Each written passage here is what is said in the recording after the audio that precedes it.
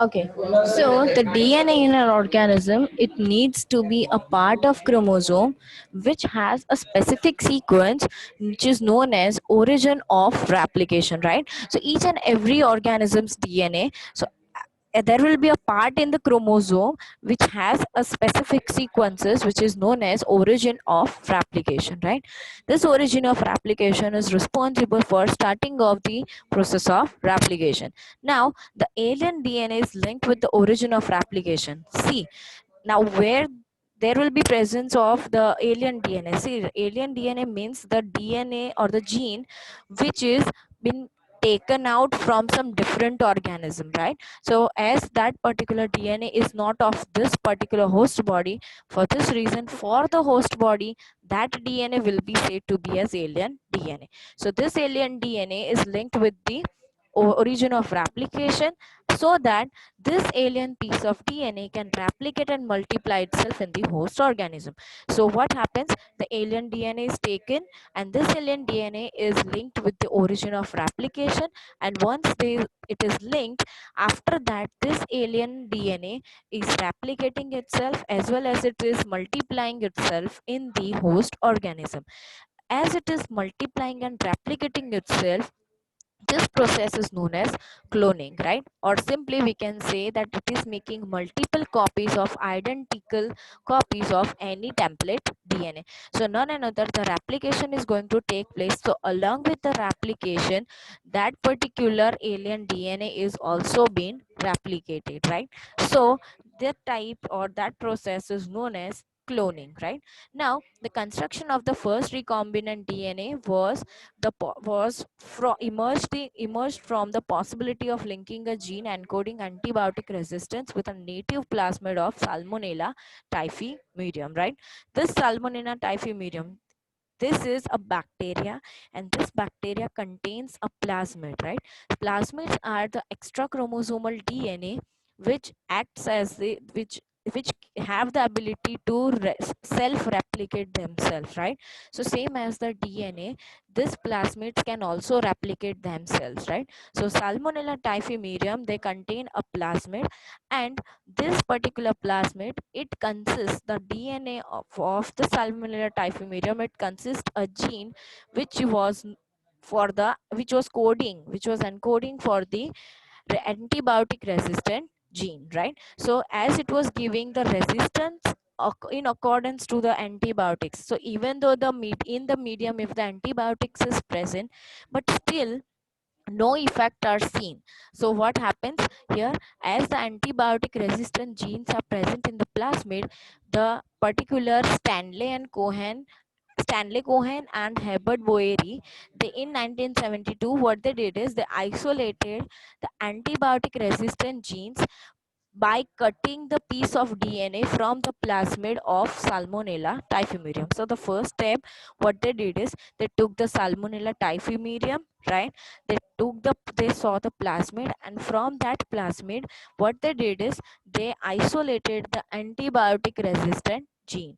And this antibiotic resistant gene, they have the ability, it is having the ability to do the self replication.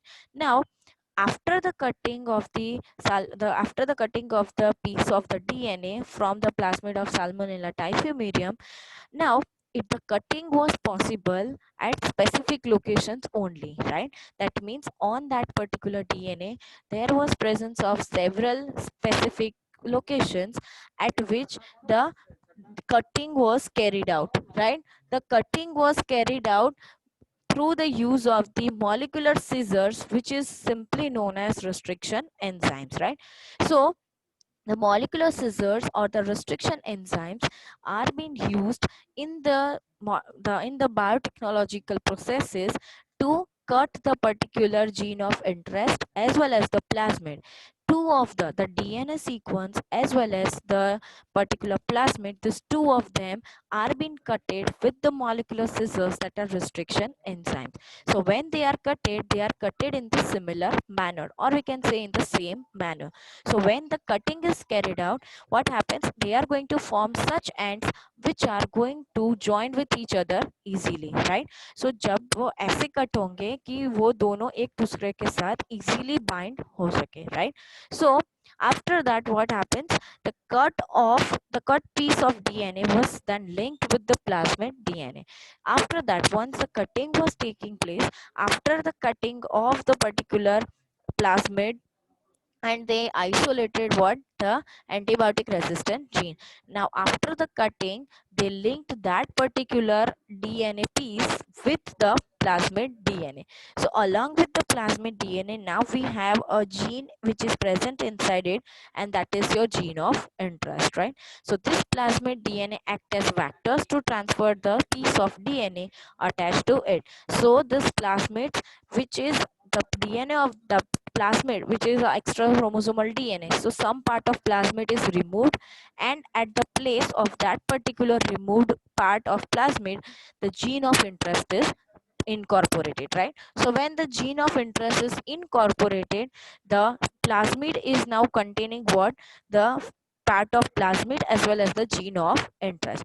Now this plasmid act as the vectors, and as they act as vectors, they transfer from one place or one part to the another part, or we can say from one organism to the next organism. A plasmid can be used as a vector to deliver an alien piece of DNA into the host organism, right? So here what happens? This plasmid can be used as a vector, right? But why they have been used as a vector? So they have been used as a vector to deliver the alien, that is the gene of interest, into the host organism. So into the host organism, what is occurring? The transferring of the gene of interest has been done. So the first was the isolating of the antibiotic resistant gene. The second was to cut the DNA as well as the plasmid. The third step was to incorporate the DNA piece or the particular gene of interest inside the plasmid. And next is they are acting as the vectors, and what they are going for is these vectors they are using for transferring the piece of DNA, or we can say they are useful in transferring the gene of interest into the host organism. Next is the linking of antibiotic resistant gene with the plasmid vector become possible with the enzyme ligase, right? Now what happens? The linking the antibiotic gene and the plasmid vector, right? These two of them, they are attached with each other with the help of the particular uh, enzyme which is known as enzyme ligase, which acts on the cut DNA molecules and join their ends, right? So here what happens? The particular this particular DNA, what it does is this makes the DNA which is cut, the molecules and the see here it is written that the linking of antibiotic resistant gene with the plasmid vector becomes possible, right? But why, how it is possible? With the use of the enzyme ligase, right? This particular enzyme ligase acts on the cut DNA. So wherever the DNA is cutted, when it is needed to be sealed, so that sealing is carried out at the ends by the enzyme ligase. This makes a new combination of autosomally replicating DNA created in vitro, and which is known as recombinant DNA. As all these things are being done or carried out automatically into the DNA, and as they are replicating, for this reason that type of DNA is known as in recombinant DNA. So here this is all about the basics of this chapter, that is the biotechnology, right? From the next class we are going to see the different types or the different principles or the and the processes which are involved in the biotechnology processes, right? So I hope you are very clear with today's topic, and I hope to see you again. Thank you.